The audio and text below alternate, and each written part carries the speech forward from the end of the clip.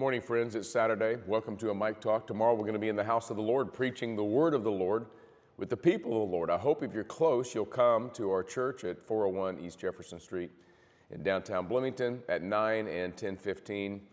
We love you guys, and we're praying for you, and we want to walk with you through all the stuff that God's doing and that's happening in your world. And so we want to pray for you. Text prayer to that number on the screen, and we will definitely lift you up before the Lord. You guys well? You guys good today? All right, it's been a long Thanksgiving holiday weekend. Some of you have traveled. Some of you are still traveling. God bless you guys. Hope you're safe when you come home. You can see in the background, I got my production equipment ready to, in about 4 or 5 hours from now, I'll record the sermon for Sunday that we'll put online here on our YouTube channel. You guys know the routine, but love you all, grateful for you all. One last time, I'm going to encourage you tomorrow, if you come to our church at 9 and 10:15, to bring any kind of gifts that would be appropriate for teenagers.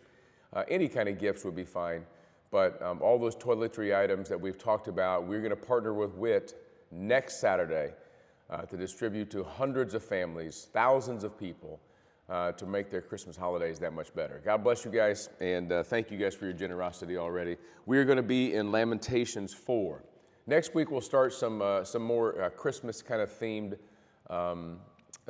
mic talks during the day. But I came across this passage just in my reading the other day, and I want to share it with you because I think there's a really important lesson for us today. Lamentations chapter 4 says this: how the gold has grown dim, how the pure gold has changed. The holy stones lie scattered at the head of every street. The precious sons of Zion, worth their weight in fine gold, how they are regarded as earthen pots, the work of a potter's hand. Even jackals offer their breasts, they nurse their young. But the daughter of my people has become cruel like the ostriches in the wilderness. The tongue of the nursing infant sticks to the roof of its mouth for thirst, and children beg for food, but no one gives to them. Those who once feasted on delicacies perish in the streets. Those who were brought up in purple embrace ash heaps. What a cheerful scripture for me to share with you on this Saturday. But it's in the Bible, so there's got to be a lesson there for us somewhere, right? That's what we do. We proclaim Jesus with a song of grace and the sword of truth. And the truth of this passage that we call the book of Lamentations really just means lamenting or crying, written by the prophet Jeremiah. This is why you sometimes hear Jeremiah referred to as the weeping prophet. And here's what's going on in Jeremiah's life. He's watching and had watched the end and the destruction of Jerusalem, this siege that lasted so long. That you go on and read Lamentations 4, that they even ate their own children because they were so hungry the famine lasted that long. And the point is not to gross you out today or not to just make you disgusted. You might go, well, why would God allow this to happen to his people? Well, this, the verses we just read, is a picture of the result of sin. Why does God want us not to sin? Is it because he's just a mean dad who likes to make rules and watch us get in trouble when we break them? No, because he knows sin will eventually harm. This is a picture of what happens when you sin. Look, the gold has grown dim. When you sin, it looks shiny, it looks new, it looks valuable, but then it grows dim. The holy stones lie scattered at the head of every street. It looks like you can build big buildings and everything's great, and you're sitting in rubble.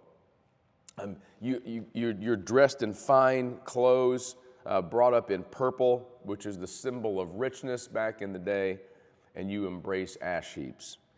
The bottom line is this, that sin, by Satan's deception, starting in the Garden of Eden with the fruit, by Satan's deception, sin always looks good, sounds good, and tastes good. But in the end, what happened to Adam and Eve? It brought death. In the end, for the people of God, the reason that they're in this condition, the reason the gold has gone dim, it just doesn't look as good as it used to. The reason they're sitting in ruins, literally, stones at fallen buildings at the head of every street. The reason they're sitting in heaps of ash is because they're mourning. This is a picture of sin in our life. We might think we're getting away with it, and we might for a while. I always tell people who look like they're happy in sin, well, get ready, because sin never ends well. And that's a good lesson for us today. This is the prophet Jeremiah. He's weeping over his people because he knows that they have sinned and turned away from God, and this is the result. It's always the result. People always want me, sometimes, not always, sometimes people want me as a pastor to just, give the blessing for the sin that they're getting ready to do. It could be any number of things. And I always look them in the eye and say, I can't do that. It would be pastor malpractice to tell you something that's not true. If you sin, it will hurt. It will eventually lead to destruction. It'll eventually lead to gold that doesn't shine, and ashes that you're surrounded by, and ruins of life, and eventually death. That's why we preach the good news of Jesus Christ, because he came to take us out of the faded gold, the dust and the ashes, the rubble of our life, and save us and give us life through his death, burial, and resurrection. There is good news in this Lamentations, but let's ponder today. What are the ash heaps of my life because of my sin? And let's move forward in the grace of Jesus Christ. Happy Saturday, kids. Hope to see you all tomorrow. Peace.